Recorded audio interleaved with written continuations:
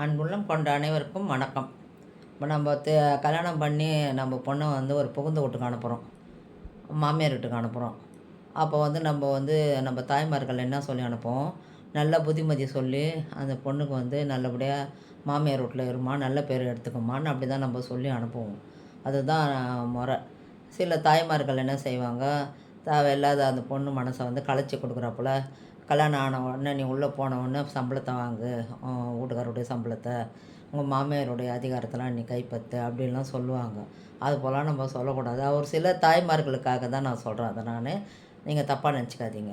அதனால் வந்து இப்போ வந்து மாமியார் மாமியாரும் வந்து மருமகளை வந்து தேவையில்லாதையும் பேசவும் கூடாது. ரொம்ப அட்வான்டேஜ் எடுத்துகிட்டு கல்யாணம் ஆகி புதுசாக வந்துட்டாங்களே, சரி நம்ம வந்து அவங்க துணியெல்லாம் துவைக்கணும், நம்ம எல்லா வேலையும் இழுத்து போட்டு செய்யணும்னு வந்து செய்யாதீங்க. என்னதான் இருந்தாலும் வந்து நாளைக்கு உங்களுக்குன்ட்டு ஒரு உடம்பு சரியில்லைன்ட்டு நீங்கள் படுக்க பார்த்து, அப்போ வந்து அவங்க வந்து மனசு சங்கடப்படுவாங்க நீங்கள் வேலை செய்யலைன்னா. அது தேவையில்லாத இந்த மனக்கசப்பெல்லாம் வரும். அது செய்யாதீங்க. அவங்கவுங்க வேலையை அவங்கவுங்க பார்க்கட்டும். அதே போல் கூட்டு குடும்பத்தில் இருந்தால் கூட நீங்கள் வந்து உங்கள் பிள்ளைக்கு கல்யாணம் பண்ணால் கூட தனியாக வச்சுடுங்க. எந்த ஒரு பிரச்சனையும் இல்லாத.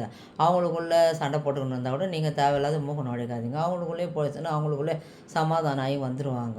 நீங்கள் அன்பை கொடுக்குறீங்களா, உங்கள் பேரன் பேத்திக்கிட்ட அன்பை கொடுங்க. கண்டிப்பாக வந்து உங்களால் முடிஞ்சது நீங்கள் அந்த பேரன் பேத்திக்கு எதாக இருந்தாலும் செய்யுங்க, கொள்ளுங்க. அதுக்காக வந்து நீங்கள் ரொம்பவும் வந்து அது மூக்க நுழைச்சிங்கன்னு வச்சுங்க, அது சரியில்லாத ஆகிடும். அதே போல் மருமகள் தானே வந்து நீங்கள் வந்து மருமகளை வந்து ரொம்ப கண்டிஷன் பண்ணி திட்டாதீங்க. அவங்களுக்கு வந்து இந்த மன கஷ்டமாக வரும். தாய் மட்டும்தான் வந்து திட்டணும்னு அதிகாரம் வச்சுன்னு சில பேர் வந்து இருப்பாங்க.